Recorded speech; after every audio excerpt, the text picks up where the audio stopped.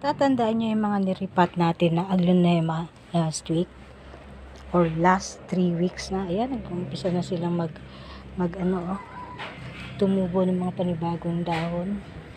Ayan sipag nila. Ayan diba? Ito bilang farmer, yun ang konsuelo natin pag nakikita na natin. Ayan diba? May panibago na. Ito yung ating peace lily. Yan, hinihintay ko din ng bulaklak. Ito pa,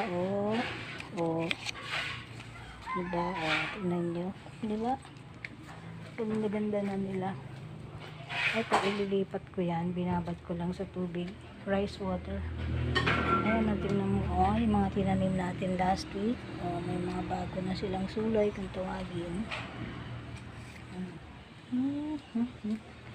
Ayan ba?